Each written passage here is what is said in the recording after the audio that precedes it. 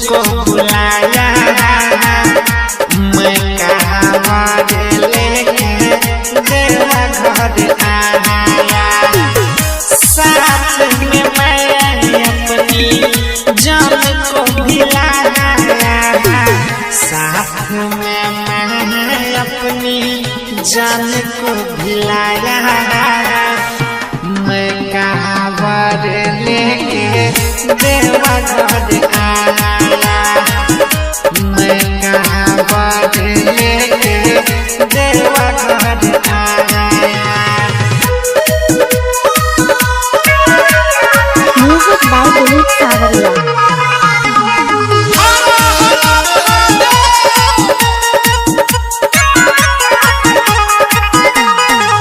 सपना में अइलै हमार बाबा डमरुआला, हमारा कहलकै जल ढारेला।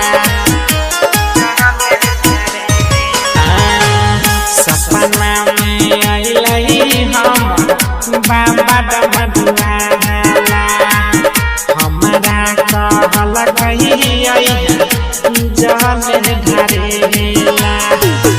बाबा ने हमको अपने पास बुलाया, मैं कांवर लेके देवा घर आया, मैं कांवर लेके देवा घर आया।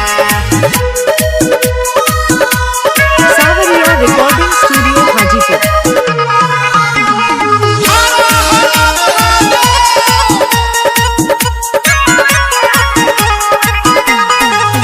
पहिला बार आयल छियै देवा घर नगरिया, पैदल आयल छियै बन के कांवरिया।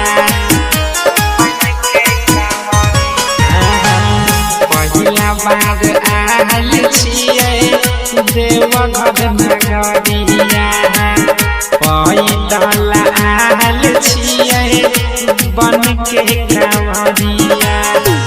सूजित सनम को अपने दर पे बुलाया, मैं कांवर लेके देवा घर आया, मैं कांवर